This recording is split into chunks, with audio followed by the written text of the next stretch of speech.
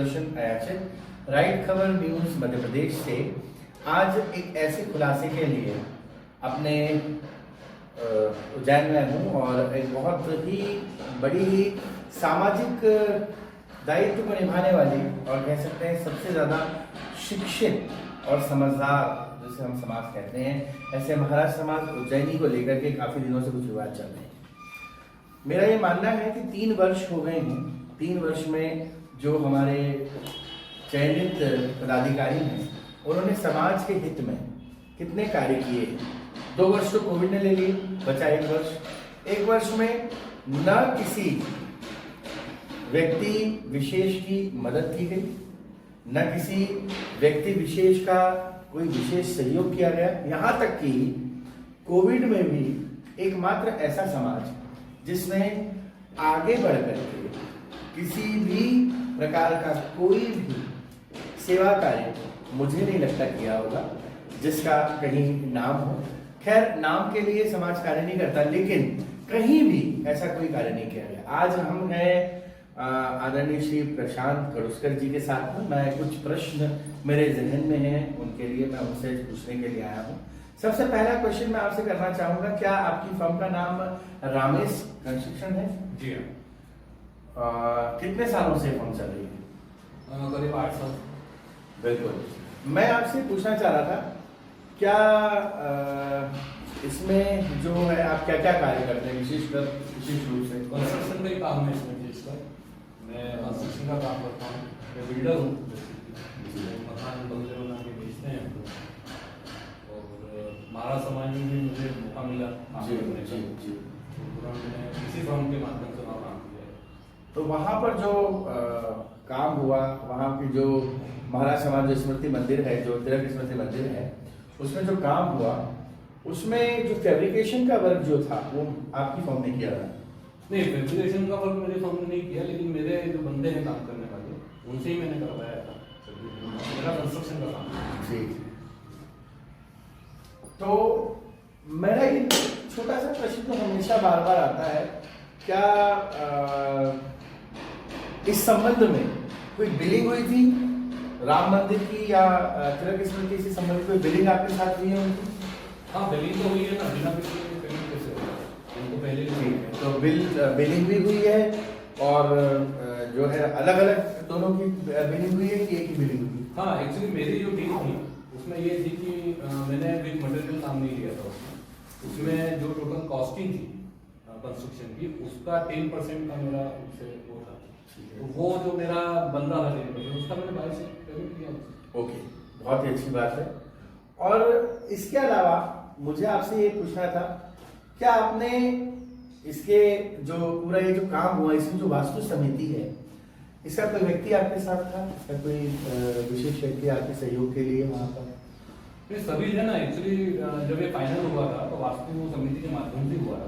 उसमें जो भी पदाधिकारी थे सभी की सहमति से सबके साथ में बैठ के ये फाइनल हुई। जी बिल्कुल, क्योंकि प्राय देखा जाता है कि जब भी सामाजिक कोई काम होता है या समाज का कोई काम होता है तो समाज के जो पदाधिकारी हैं या समाज के जो विशेष जो चयनित लोग हैं, जैसे अध्यक्ष हो गए, सचिव हो गए, या जिनको पद दिया जाता है, उनकी सहमति के बिना शायद मेरे ख्याल से किसी भी समाज में आप तो काफी काम करते हैं, वो बिना किसी भी सहमति के कभी नहीं होता। क्योंकि ऐसा कहा गया है कि पहले वो बोर्ड ऑफ डायरेक्टर्स के पास आता है, उसके बाद में उसको अप्रूव किया जाता है, उसके बाद फिर वो सामने वाला व्यक्ति वहां काम करता है। मेरा एक और प्रश्न था कि उस समय जब आप काम कर रहे थे, आपको शायद याद होगा कि वास्तु समिति कोई रजिस्टर मेंटेन कर रही थी क्या उस समय? हाँ, करती थी ना। जो भी कार्य वहाँ होता था उसका पूरा रजिस्टर मेंटेन होता था और वास्तु समिति के कुछ लोग वहाँ रजिस्टर करते थे, मेरे भी साइन होते थे, वो लोग भी साइन करते थे।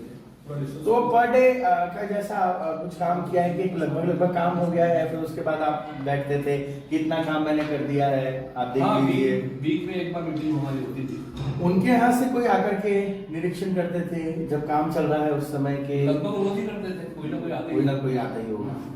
ठीक है। इसके अलावा एक बहुत ही ज्यादा सोचने वाली जो बात है और जिसको हम समझते हैं कि आपका जो काम था और उसकी क्वालिटी थी, है ना, उसको लेकर के कुछ कभी उनको कोई परेशानी या कुछ हो रही हो, तो कुछ ऐसा तो कुछ नहीं नहीं, था? ऐसा कुछ नहीं।